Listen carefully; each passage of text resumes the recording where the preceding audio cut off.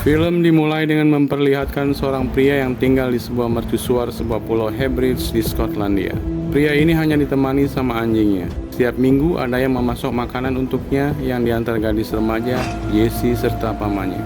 Keseharian pria ini hanya bermain catur sendiri, berbicara dengan anjingnya, minum alkohol, menunggu pasokan makanan, kehidupan yang tenang namun membosankan. Dia adalah Michael Mason, seorang mantan asasin atau pembunuh bayaran pemerintah yang membelot. Sudah 10 tahun dia bersembunyi di mercusuar ini. Namun, hidup tenang Mason pun mulai berubah. Suatu hari bencana datang. Jesse dan pamannya yang akan kembali ke kota setelah memasok makanan dihantam badai.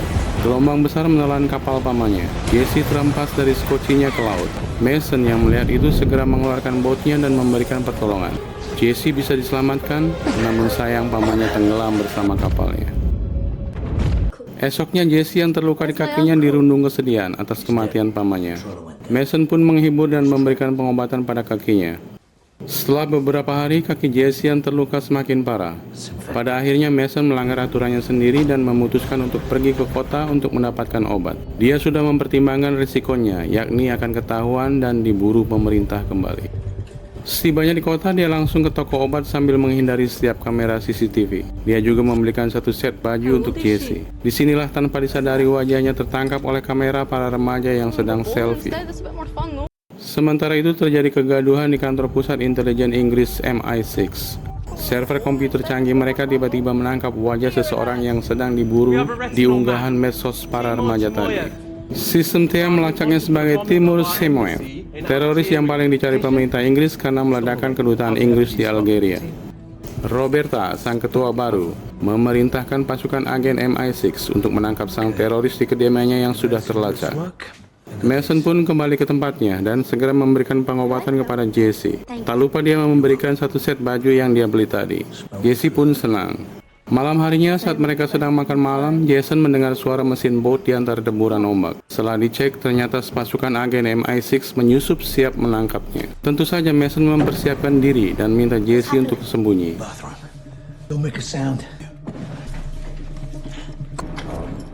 Konfrontasi pun tak terelakkan. Jebakan-jebakan yang sudah dipersiapkan sejak lama olehnya untuk mengantisipasi kemungkinan seperti ini terjadi menelan korban.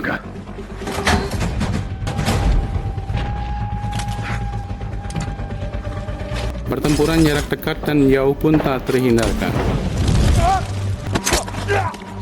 Namun, salah satu dari mereka berhasil menyusup ke rumah, menembak Jack si anjing dan menangkap Jesse, lalu membawanya ke Bow.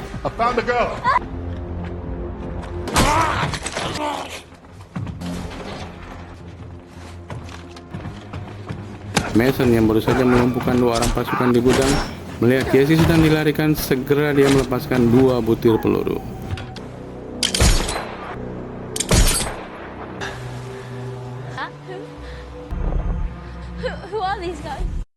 Merasa tidak aman karena keberadaannya sudah diketahui, Mason pun menghubungi temannya dan berencana untuk meninggalkan tempat tersebut.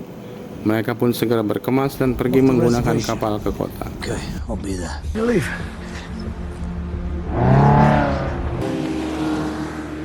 Sementara itu Roberta di kantor MI6 terpana di depan layar monitor. Dia melihat pasukannya bergelimpangan berhasil dihabisi oleh Mason sendirian. Dengan segera dia meminta asasin yang terdekat dengan posisi Mason untuk meringkusnya. Orang tersebut adalah Workman.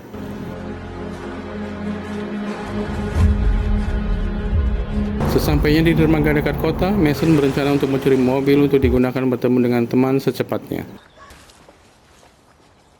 Get the keys. You mean steal them? Hold this. One hand there. Namun ketahuan, Mason ditodong John, si pemilik rumah. Namun Jesse muncul dan menodongkan senjatanya di belakang dia. Jesse pun menjelaskan dan meminta bantuan. Akhirnya si John membantu menjahit luka Mason dan mengizinkan mobilnya dibawa. Di sisi lain, Elisa, si hacker Roberta, memberitahu kalau ternyata dia menemukan data asli Mason yang ternyata bukanlah teroris yang selama ini diburu. Dia adalah mantan anggota MI6 yang menghilang 10 tahun lalu. Namun sengaja dikambing hitamkan sebagai teroris. Seseorang telah mengganti datanya, dan orang tersebut menginginkan kematiannya. this. Sementara itu, Stephen Manafort, mantan ketua MI6 sebelumnya, memantau server MI6 dari tempatnya. Dia terkejut kalau Mason masih hidup, yang sedang dikejar assassin Workman. Workman. Manafort pun lantas mensabotase dengan menghubungi Workman secara pribadi. Dia menginginkan Mason dan Jesse segera dihabisi.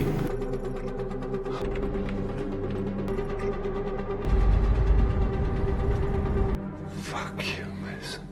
Scene kembali ke Mason yang selesai dijahit lukanya oleh si John. Di saat hendak pergi, Mason mendengar sirene polisi di kejauhan. Ia menanyakan apa yang telah dilakukan anak sang pemilik rumah. Callum, si bocah, mengaku sudah menghubungi polisi. Did you just go Rumah sudah dikepung polisi, dan saat John hendak menemui polisi untuk menjelaskan kejadiannya, sebuah peluru menembus kepalanya. Naas, Workman menembaknya. It's not the police I'm worried about. Hey, wait, Kekacauan pun tak terhindarkan, polisi pun diberondong oleh Workman. Mason dengan mudah melumpuhkan beberapa polisi tersebut. Dan saat hendak pergi menggunakan mobil polisi, dia dikejar oleh Workman. Stay down and hold on.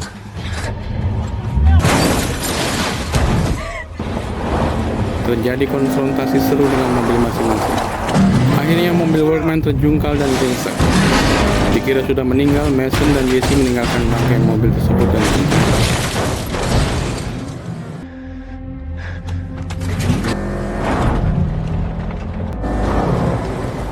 Switching cars. Di kantor, Roberta pun berani untuk menanyakan tentang Mason kepada Manafort. Dijawab kalau dulu Mason adalah agen terbaiknya, namun tiba-tiba membelot dan menghilang karena tidak menuntaskan tugas untuk membunuh seseorang yang dianggap berbahaya bagi pemerintah Inggris. Mason was helping in a Di sisi lain, Elisa, hacker Roberta pun berhasil mencari file Black Heights yang ternyata pada kenyataannya berbeda dengan apa yang diungkapkan Manafort. Mason menolak untuk membunuh seseorang ilmuwan yang sudah banyak berjasa bagi Inggris. Mason dan Jesse pun melanjutkan perjalanan mereka dengan mobil curian lainnya.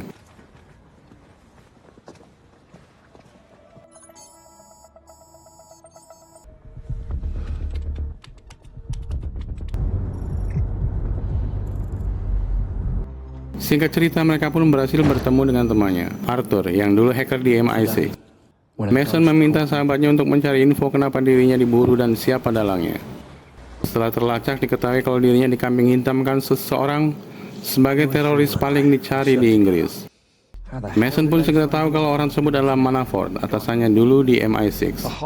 Mason berniat membalas, namun dia tidak bisa membawa serta Jesse dan ingin menitipkan ke seseorang yang bisa menjaga keselamatannya.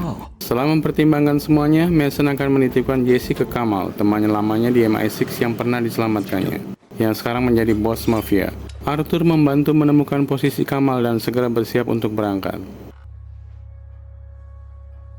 Namun, lagi-lagi Workman sang assassin datang kembali, menembaki mereka.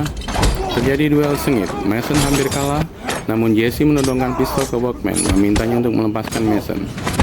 Dengan sigap Workman merampas senjata tersebut, dirasa ada kesempatan, Mason dan Jesse pun lari. Bersama Arthur, berhasil kabur dengan mobil menuju tempat bos mafia, Kamal.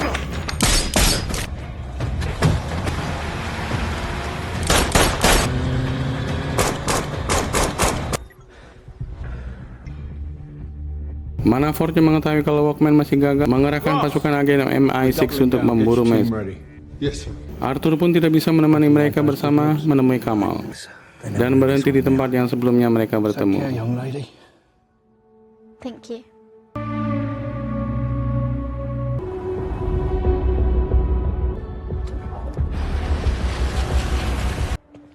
Sorry, mate.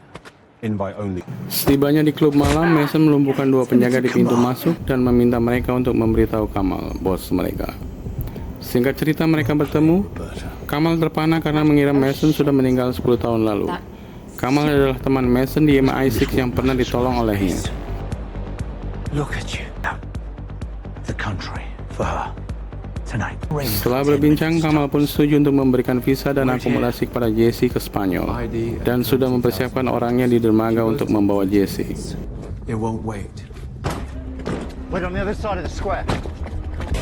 Saat akan meninggalkan klub malam, mereka dihadang oleh pasukan agen MI6 yang sebelumnya sudah diberitahu oleh Manafort tentang keberadaan Mason lewat bantuan sistem canggih komputer mereka.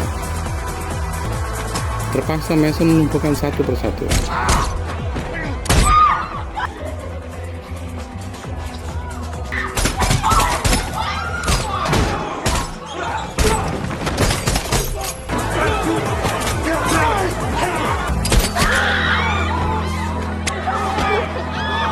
Namun Jesse berhasil ditangkap. Ini membuat Mason murka dan menghabisi banyak agen MI6. Manafort's guards have got Jessie. She's being carried towards a black transit van. Get ready! He's gonna be coming for her!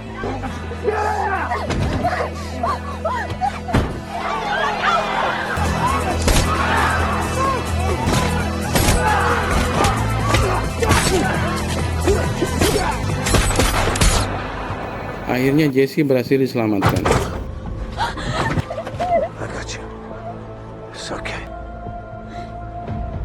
Time to go. Dengan motor curian mereka pun pergi ke dermaga untuk bertemu orangnya Kamal. Tanpa sepengetahuan, Workman pun mengejar.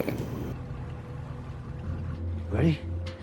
It's time to go. Setibanya di dermaga, orangnya Kamal sudah menunggu mereka untuk membawa Jesse ke Spanyol. Awalnya Jesse menolak karena tidak mau berpisah dengan Mason. Namun bersamaan dengan suara tembakan, Jesse pun berhasil melompat ke bot dan dibawa pergi. Melihat hal tersebut, Mason pun lega dan saatnya menghabisi Workman. Konfrontasi seru terjadi, duel mematikan di antaranya. Mereka sama-sama kuat untuk saling menghabisi. Akhirnya Mason berhasil membungkam Workman dengan besi. Workman tewas.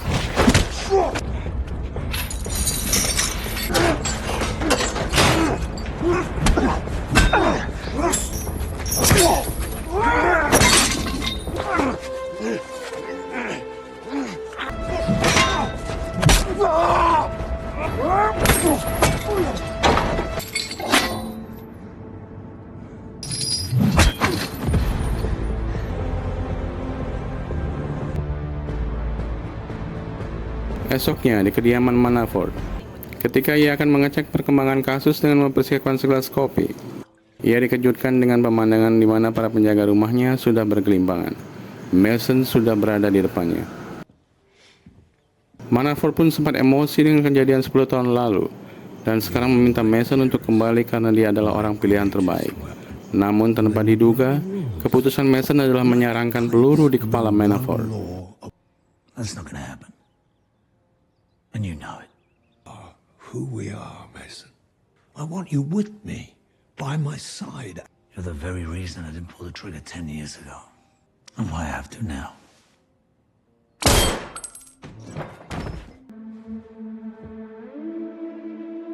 Film pun ditutup dengan sistem canggih MI6 yang mendeteksi keberadaan Jesse di sebuah kafe di Spanyol. Roberta pun mengungkapkan kalau Mason pasti menyusulnya. Anything new? Years. Until her. It's a matter of when. Dan benar, tiba-tiba CCTV digeser seseorang ke atas. It's him. Roberta pun tersenyum. Kemudian Jesse diberitahu pelayan kafe kalau ada paket dari seseorang. Setelah dicek, isinya adalah Queen catur. Jesse kaget dan mencari orang tersebut, namun sudah menghilang. Jesse tersenyum. Dia senang Mason selamat dan menepati janjinya untuk bertemu dan menjaga dirinya di Spanyol. Dan film pun berakhir. Gimana guys? Film yang seru kan? Apalagi aktornya si botak Jason Statham. Jangan lupa subscribe, like, dan komen ya. Dan tunggu rangkuman film lainnya. Makasih.